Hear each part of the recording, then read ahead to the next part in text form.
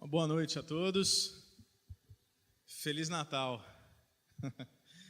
Que o Senhor possa fazer reviver nos nossos corações a esperança que essa data nos traz.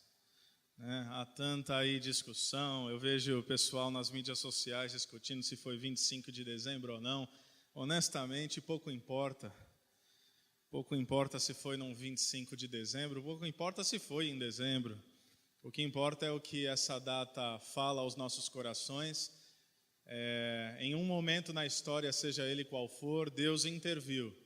Deus se tornou gente na pessoa de Jesus Cristo e por isso a salvação tornou-se possível. Esse é o Natal e é um pouco sobre isso que nós queremos falar essa noite. Quero trazer para vocês uma reflexão, quem sabe um pouco mais breve, mas alguns pensamentos a partir daquilo que é o Natal. E como nós podemos pensar a partir dele e sermos abençoados através dessa data. Quero convidar você a abrir a sua Bíblia no Evangelho de Lucas. Evangelho de Lucas, capítulo de número 1. Hoje eu leio em uma versão um pouco diferente, a versão A Mensagem, uma tradução do Eugene Peterson. Se você tem aplicativo no celular, vai ficar mais fácil, quem sabe você tenha a mensagem.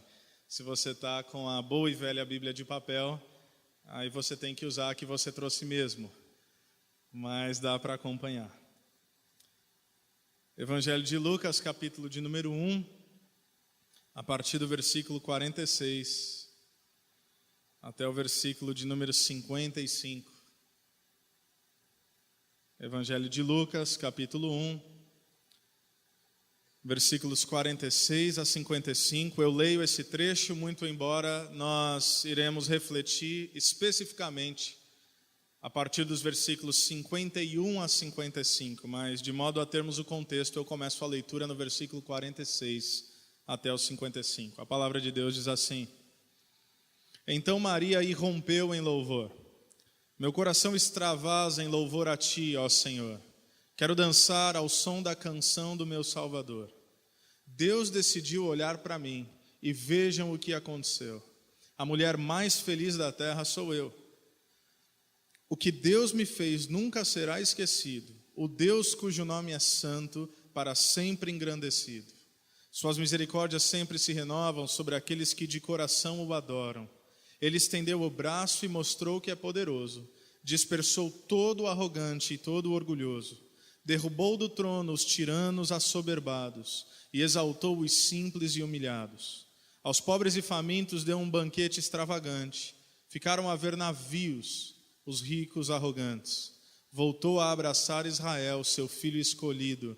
Por sua eterna misericórdia sentiu-se compelido. Cumpriu-se a sua promessa, está consumada, firmada com Abraão, agora manifestada. Maria ficou 3 meses com Isabel, depois voltou para casa. Eu quero orar mais uma vez com vocês. Senhor Deus e Pai, nós nos colocamos agora diante de Ti, com os nossos corações, com nossos espíritos profundamente gratos por essa data tão especial, o Natal. Nós queremos, antes de qualquer coisa, antes de Te pedir qualquer coisa, queremos dizer de fato o como nosso coração, tal como lemos nesse texto, irrompe em alegria. Mas pedimos sim, humildemente, que fale ainda essa noite aos nossos corações, que possa ministrar às nossas vidas e reafirmar em nós a esperança que o Senhor já tem concedido. Assim nós oramos, no nome de Jesus. Amém, amém. O Natal, obviamente, ele não começa com o nascimento de Jesus.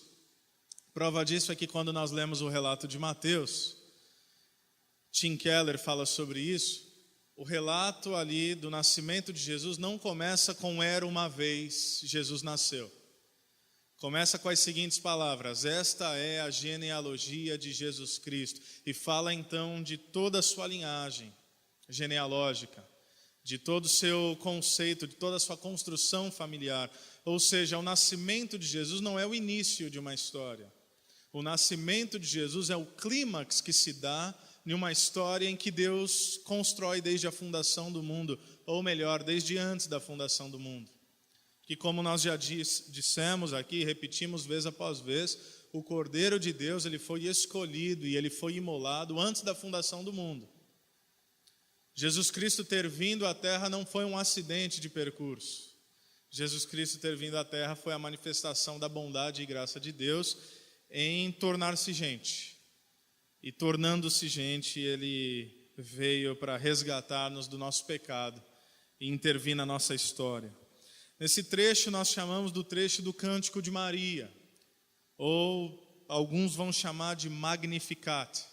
É um dos textos mais lindos porque nesse Natal nós temos vários olhares. Nós temos aqui o olhar de Maria, mas nós poderíamos ter o olhar do Natal a partir da ótica dos anjos. Glória a Deus nas alturas, os anjos cantariam. Nós poderíamos falar do Natal a partir da ótica daqueles que visitam a Jesus na manjedoura. Mas eu escolhi esse texto específico, a canção de Maria, e para nós entendermos o que está acontecendo aqui. Os versículos 46 a 50, basicamente nós vemos o que Deus fez com Maria. É quando ela diz, meu coração extravasa em louvor, Deus decidiu olhar para mim, o que Deus me fez nunca será esquecido. Vejam os pronomes muito pessoais. É a relação do Natal, o olhar para o Natal que Maria tem a respeito de si mesma na sua relação com Deus.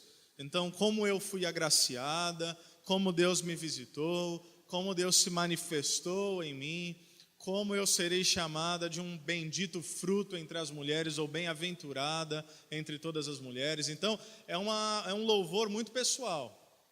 De certa forma, é um testemunho de Maria, e poderíamos todos nós dar diferentes testemunhos daquilo que a manifestação de Cristo gera em nós. Como nós nos relacionamos com Deus a partir da pessoa de Jesus. É isso que nós vemos, versículos 46 a 50.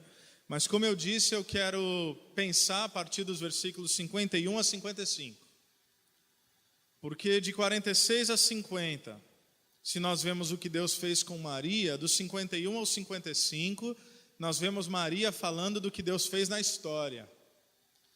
E eu compartilho alguns pensamentos de um teólogo aqui, William Barclay, que vai nos falar um pouco sobre isso e vai pontuar a maneira de nós enxergarmos o que a Maria está propondo aqui, no que Deus fez na história.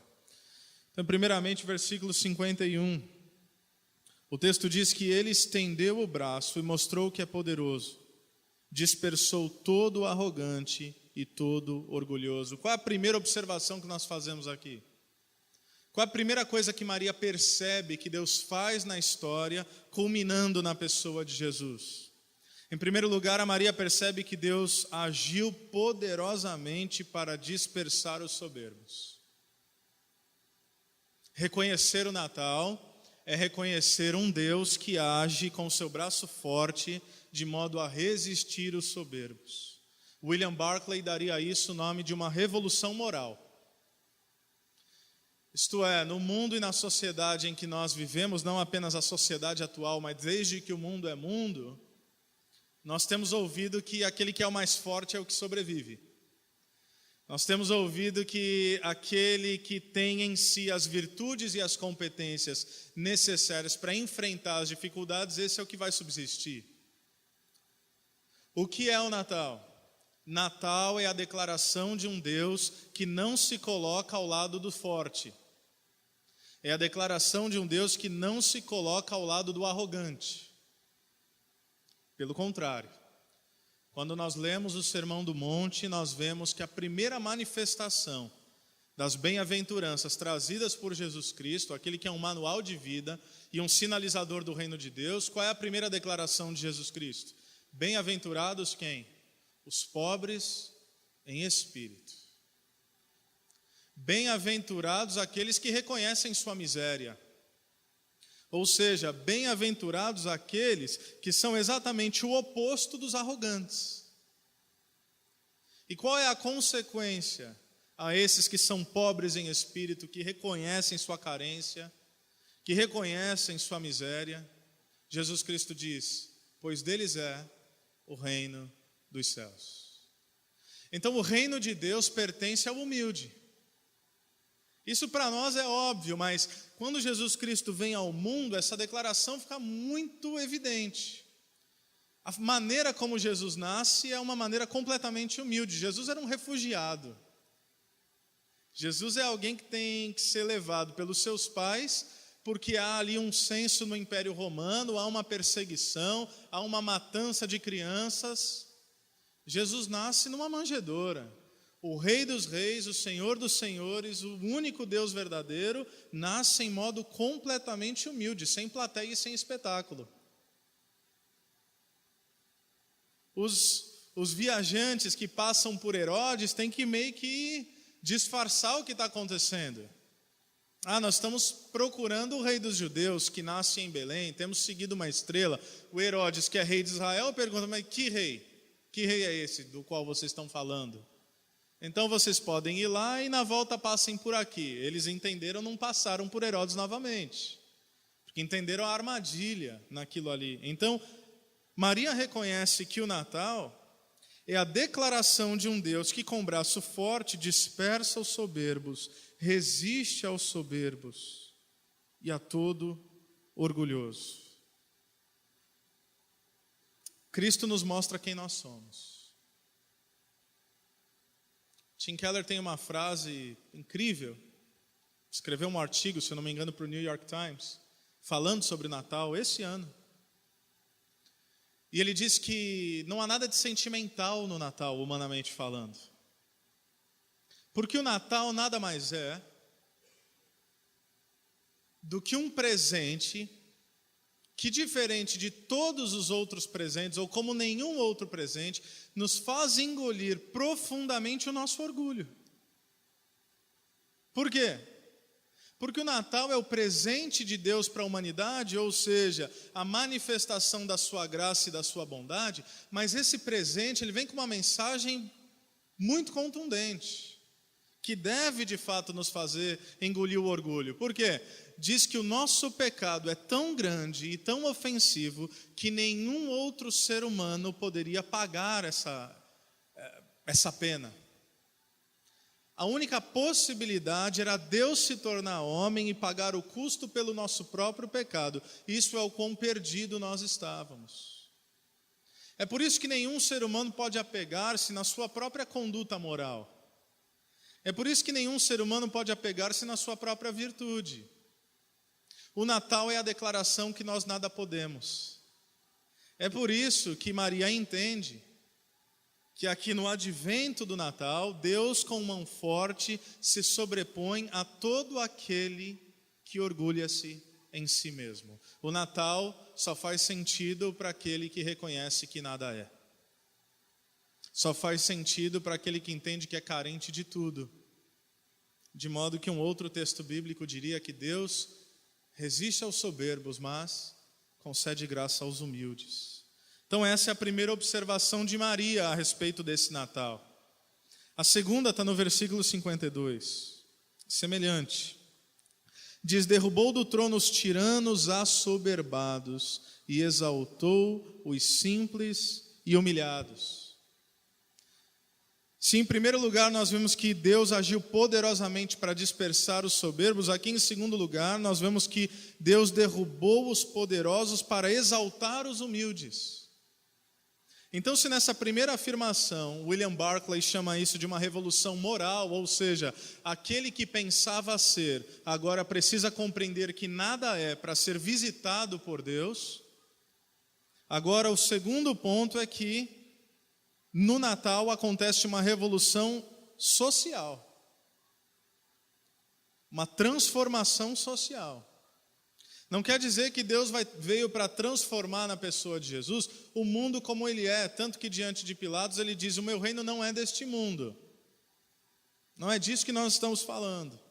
Mas quando nós falamos de uma revolução social e a Maria percebe que através da história Deus tira os líderes assoberbados dos seus tronos, o que a Maria está observando aqui é que Deus é um Deus soberano. Ele nunca perdeu o controle da história. E isso deve nos trazer calma ao coração. Porque por mais que nós enfrentemos dilemas, dificuldades, dores e tristezas, nós temos que lembrar que O Natal, ou seja, a vinda de Jesus Cristo à humanidade, é também a declaração de um Deus soberano. O pecado não tomou Deus de assalto. A minha ofensa e a sua ofensa não surpreendeu Deus. A maldade humana que nos cheira mal, também cheira mal às narinas de Deus. Quando eu vejo tantas pessoas comentando, meu Deus, até quando? Até quando isso vai acontecer? Quando nós nos deparamos com uma tragédia em Alepo, a guerra civil na Síria, que já perdura por 5 anos, e quando nós nos deparamos com fotos horrendas em crimes de guerra, nós nos perguntamos, meu Deus, até quando? É importante lembrar que mesmo em meio ao todo o caos gerado pelo nosso próprio pecado, porque o mundo em que nós vivemos hoje é um mundo caído, é um mundo resultante da queda, é um mundo resultante do pecado. Então tudo que há de maldade no mundo somos nós, tudo que há de bondade no mundo é o empréstimo da bondade de Deus diante dos nossos olhos para que a vida ainda subsista. Ou seja, se não houvesse o empréstimo da bondade de Deus, não haveria vida. Nós nos mataríamos a nós mesmos. Diante de todo o caos, diante de toda a maldade, diante de líderes tiranos, o Natal é um lembrete que Deus nunca perdeu o controle da história. Deus nunca perdeu o controle da nossa história. É por isso que nós estamos aqui, num domingo de Natal, onde poderíamos fazer, quem sabe, tantas outras coisas. E estamos aqui para sermos relembrados e renovados na esperança de que o nosso Deus é um Deus soberano. E isso tem também uma conotação profética. Porque você se lembra que Deus promete a Davi que o seu descendente, isto é, falando de Jesus, falando do Messias, estaria sempre assentado no trono. E isso é maravilhoso. Porque se não é verdade que fisicamente isso tem a materialização diante dos nossos olhos, ou seja, Jesus não está entronizado fisicamente em um trono nessa terra, mas Ele está no trono dos céus. Ele está à direita de Deus, Ele governa sobre tudo e sobre todos. E a palavra de Deus nos afirma que um dia Ele reinará não apenas nos céus, mas reinará também na terra. E o seu reino é reino de justiça, de paz e de alegria e amor para todos os homens. Eu não sei quanto a você, mas olhando para o caos da humanidade, quando eu sou relembrado de que Deus continua com o controle da história e que Jesus continua sentado no trono, isso acalma profundamente o meu coração. O descendente de Davi jamais perdeu o seu cetro de justiça. Jesus Cristo, o Filho de Deus, jamais deixou de governar. E isso não fala apenas da história e das nações, mas isso fala muito forte aos nossos corações. Volto a repetir, Ele não perdeu o controle da nossa história. Tão importante lembrarmos disso. Tão importante sermos relembrados de que não importa o que aconteça, Jesus Cristo continua no trono. Não importa o que aconteça, Ele continua sustentando-nos na sua forte mão. Em terceiro lugar, versículo 53, terceira afirmação que nós temos a partir desse canto de Maria, quando ela diz que aos pobres e famintos deu um banquete extravagante, ficaram a ver navios os ricos arrogantes. Jesus Cristo não apenas propõe uma revolução moral, ou seja, transforma aquilo que a sociedade tem como virtude e traz sobre nós as virtudes do reino. Enquanto a sociedade valoriza o orgulhoso e o arrogante, o reino de Deus valoriza o humilde e aquele que nada é. Não apenas propõe uma revolução social, porque Deus se mostra soberano através da história e destrona poderosos, mas também no Cântico de Maria nós vemos aqui aquilo que eu vou chamar de uma revolução generosa. Uma revolução generosa. Porque no reino de Deus, nós nos deparamos com uma total inversão de valores. Veja que o que ele diz aqui é que os pobres e famintos, ou aos pobres e famintos, deu um banquete extravagante. Veja como há uma construção. Lembrem muito o Sermão da Montanha. Lembrem muito as bem-aventuranças. Aquele que é pobre de espírito, aquele que chora, aquele que lamenta porque reconhece que nada é. Ou seja, essa construção daquele que vai vendo aquilo que é, ou vai vendo aquilo que não é, e com as lágrimas que enxugam ou que molham os olhos e que clareiam de modo maior a visão, eles conseguem agora enxergar Deus de modo mais nítido. Quando eu enxergo quem eu sou ou quem eu não sou, agora eu enxergo quem Deus é, e enxergo também o que Ele quer de mim. Eu posso clamar, como Jesus Cristo vai falar lá nas bem-aventuranças, por justiça. Eu posso ser aquele que tem fome e sede de justiça e saber que serei satisfeito, porque Cristo tem realizado uma obra em mim.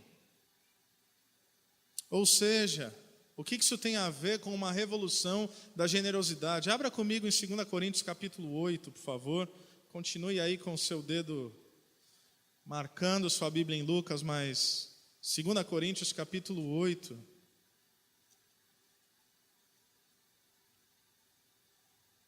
Nos fala sobre o exemplo maior de Jesus, um pouco daquilo que o Nathan propôs para nós no nosso momento de adorar a Deus através das nossas contribuições.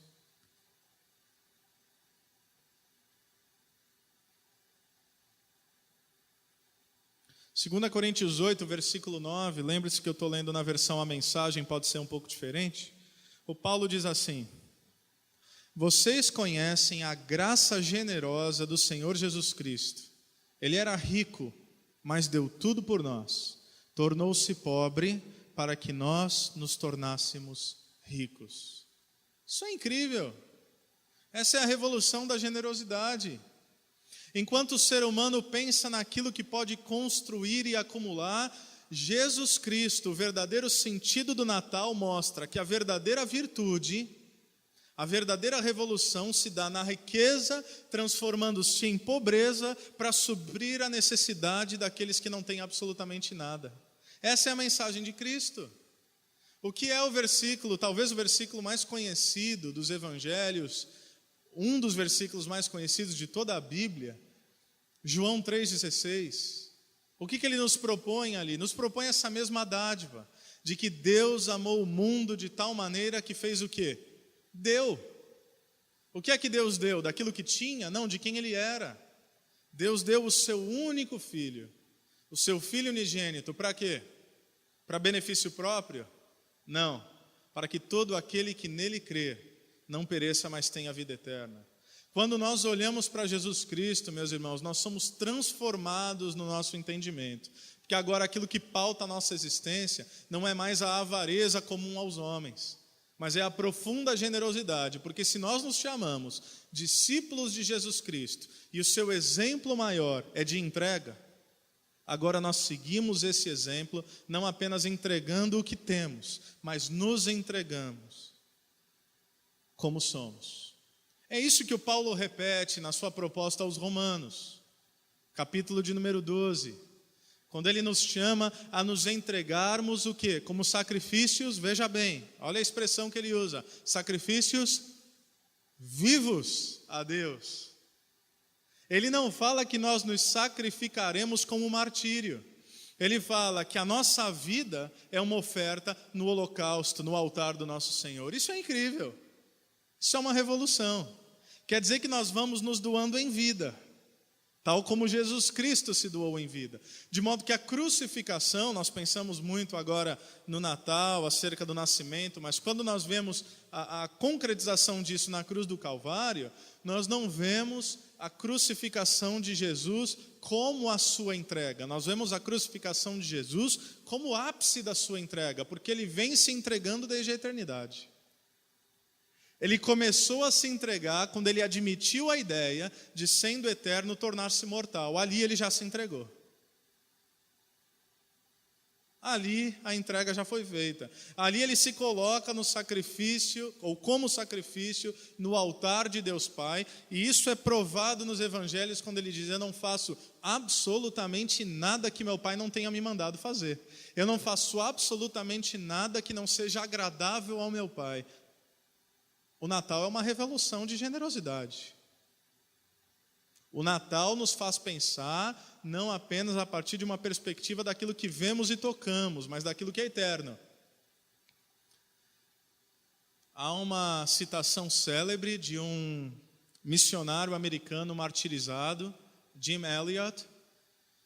Ele diz que não é tolo aquele que abre mão daquilo que pode perder em prol de ganhar, ou melhor, a citação é complicada, eu vou voltar. Jim Elliot diz: não é tolo aquele que abre mão daquilo que não pode reter em prol de ganhar aquilo que não pode perder. Trocando em miúdos, a sabedoria está não em se agarrar no temporal. A sabedoria está em se agarrar naquilo que é eterno. Porque o temporal é passageiro, obviamente, mas aquilo que é eterno não pode de nós ser tirado. Então, quando nós olhamos para Jesus Cristo, nós vemos essa revolução da generosidade. Os primeiros cristãos compreenderam isso. Leia Atos dos Apóstolos e você vai ficar maravilhado em perceber como os primeiros cristãos viviam. Leia Coríntios, 1 e 2 Coríntios.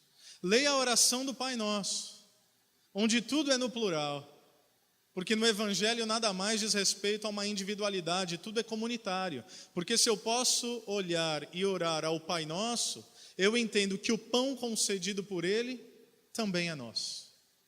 Pai nosso que estás no céu, ou seja, o pão nosso de cada dia, nos dai hoje. Se na comunidade dos discípulos de Jesus há falta de pão para alguém, é porque algum de nós tem acumulado pão demais. É por isso que Jesus multiplica os pães. Aquele milagre não é um milagre apenas para matar a fome das pessoas. Aquele milagre é um milagre simbólico, no qual ele, sendo o pão da vida, ele se reparte e se manifesta diante de todos, e ainda há sobra. E o milagre é comunitário, porque os discípulos não tinham nada a oferecer, eles pensavam, mas eles se tornam também participantes desse milagre. Eu fui profundamente tocado, e eu não quero constranger ninguém, ou até colocar ninguém aqui debaixo de um holofote, que a palavra diz que a mão direita faz, a esquerda não sabe, aquele negócio todo, mas eu fui profundamente tocado pela ação de alguns dos nossos irmãos aqui da nossa comunidade ontem, véspera de Natal, dia 24 de dezembro. Um deles me ligou e falou: Diego, sei que está meio em cima, provavelmente você não vai poder ir, mas eu queria te dizer que agora à tarde nós estamos indo lá na Santa Casa, nós vamos vestidos de palhaços, doutores da alegria, e nós vamos lá levar uma mensagem de alento para aqueles que estão enfermos.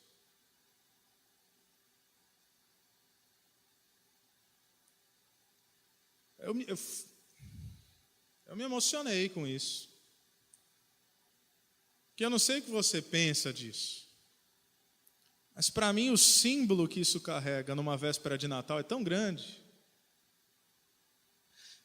Eu vou falar uma coisa, não se sinta condenado pelo amor de Deus, porque eu faço parte desse processo, mas o Natal não é a respeito de receber. O Natal é a respeito de dar. Porque receber, a gente já recebeu tudo. Natal não é receber presente. E tudo bem se você recebeu. Eu recebo, dou, faz parte do nosso ambiente de confraternização, de fim de ano, familiar. Nada errado com isso. A não ser que você pense que o Natal é isso.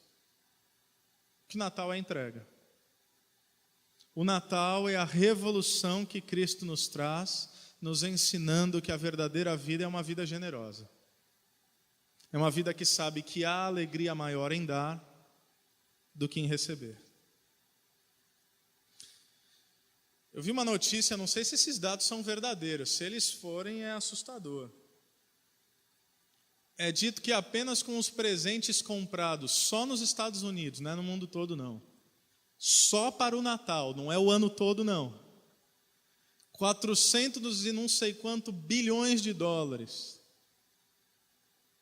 É praticamente suficiente para acabar com a fome no mundo por um ano. Muito doido isso. Se esse dado é verdadeiro, o que a gente gasta para manifestação da nossa vontade, se revertido em generosidade, poderia resolver o problema da fome no mundo. Natal é uma revolução de generosidade. Cristo, que tudo tinha e tudo era, se esvaziou plenamente. É o que os gregos vão chamar de kenosis. A gente vê isso lá em Filipenses 2. Não é verdade? Filipenses 2, versículo 5. Paulo ele fala assim, que a mente e a atitude de vocês seja a mesma de Cristo Jesus, que embora sendo Deus, não teve por usurpação, ou seja, não apegou-se no ser Deus, mas esvaziou-se de si mesmo. Esvaziou-se quanto? Plenamente. Tornando-se homem, sendo achado em forma de servo e sendo obediente até a morte e morte de cruz. O Natal nos lembra disso, que a revolução proposta por Jesus Cristo é uma revolução generosa. E em quarto e último lugar, versículo 54 e 55. O cântico de Maria diz: voltou a abraçar Israel, seu filho escolhido, por sua eterna misericórdia sentiu-se compelido. Cumpriu-se a sua promessa, está consumada. Veja que Maria percebe, fazendo uma pausa, que a consumação da promessa se dá no nascimento. Porque ela sabe que a crucificação, se o nascimento foi verdadeiro, a crucificação era só questão de tempo. Porque é na cruz que Jesus vai bradar está consumado, mas Maria percebe que no nascimento a consumação da promessa de Deus acontece. Que promessa é essa? Promessa firmada com Abraão, agora manifestada. Em último lugar, o que nos é dito aqui é que Deus veio ao seu povo através da sua misericórdia, e eu vou chamar isso de uma revolução espiritual. Revolução moral, social, de generosidade e espiritual. O que é isso? Literalmente no original a ideia é Deus abraçou o seu povo. Deus voltou a abraçar Israel, Deus voltou a acolher Israel, Deus voltou, a ideia é segurou forte para não deixá-lo mais ir. Olha que lindo isso. Isso é a linguagem de um apaixonado. É de um Deus que congrega para si o seu povo e fala: agora você é meu e eu não vou mais te perder. É claro que isso é muito mais um simbolismo do povo de Deus, não um ambiente geográfico como Israel. Porque os evangelhos vão propor que ele veio para os seus, isto é, os judeus, mas os seus não o receberam. Então Deus fala do seu povo. Jesus vai falar sobre isso lá no Evangelho de João, quando diz que aqueles que estão na mão do Pai, ninguém pode arrancá-los. Então Deus agarrou, Deus abraçou o seu povo. E como é que Deus se aproxima do seu povo? Lembrando da sua misericórdia. E o que é misericórdia numa conceituação bíblica? Misericórdia é nós não sermos tratados como nós merecíamos. Profundamente diferente de justiça. Se clamássemos por justiça, todos nós estaríamos condenados. Então Deus não nos acolhe com base na justiça, Deus nos acolhe com base na misericórdia. Ele fala: eu sei o que vocês merecem, mas eu não vou dar o que vocês merecem. E aí, mais do que isso, ele age com graça. O Natal é o lembrete que nós não somos tratados por Deus como nós merecíamos ser tratados. É uma revolução espiritual. Em Jesus nós perdemos o medo de Deus. É isso que acontece no Natal. Lembra o Antigo Testamento? A fumaça, a nuvem, o pilar, o tremor, aquela coisa assim, né? Um Deus que assombra, um Deus que causa pavor em muitos. Em Jesus nós perdemos o medo de Deus, porque em Jesus nós descobrimos que Deus é nosso Pai. E de pai a gente não tem medo. É uma revolução espiritual. Isso transforma completamente a nossa mente. Agora nós não servimos mais a uma divindade que está longe. Agora nós servimos a um Pai que se manifestou na vida do Filho e que se fez conhecido como Emanuel, que significa Deus conosco. Agora Deus está aqui com a gente. Agora Deus é por nós. E Paulo, entendendo isso mais uma vez, veja que a Bíblia é um comentário para si mesmo incessante. Paulo ele vai dizer na sua carta aos Romanos, capítulo 8, que se Deus é por nós, qual é a outra indagação? Quem será contra nós? E ele vai além.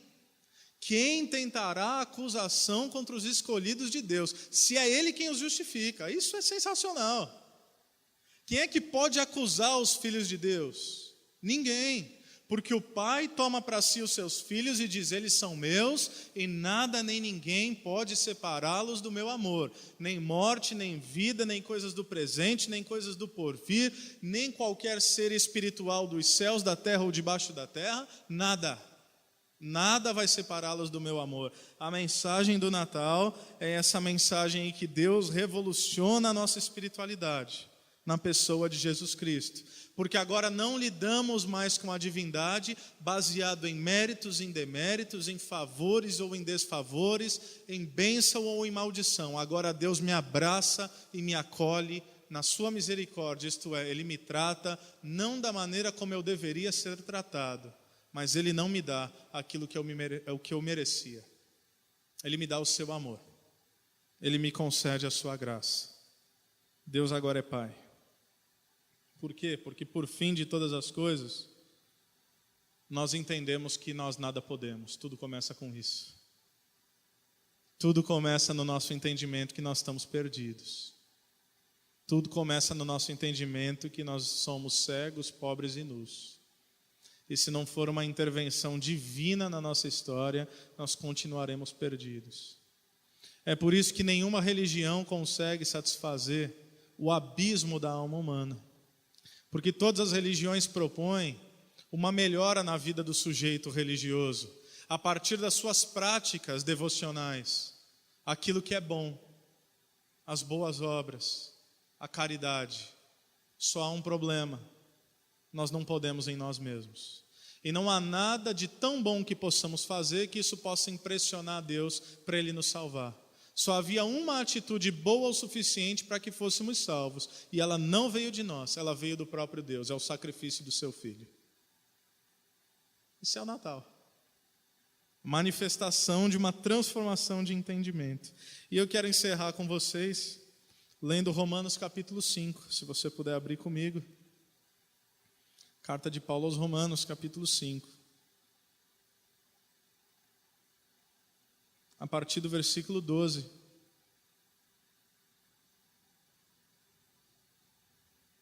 Até o versículo 17.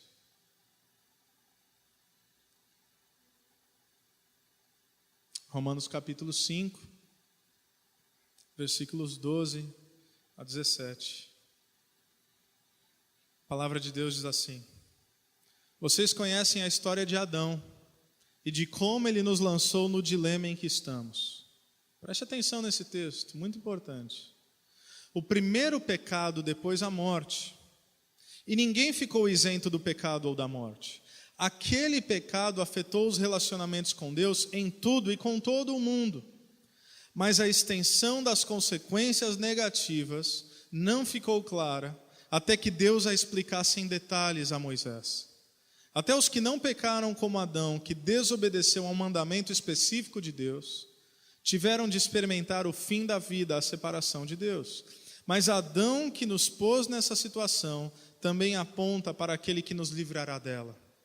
Todavia, o resgate não é proporcional ao pecado que traz a morte. Se o pecado de um homem deixa multidões de pessoas no profundo abismo da separação de Deus, imaginem a eficácia do dom de Deus derramado por meio de um homem, Jesus Cristo. E isso é lindo.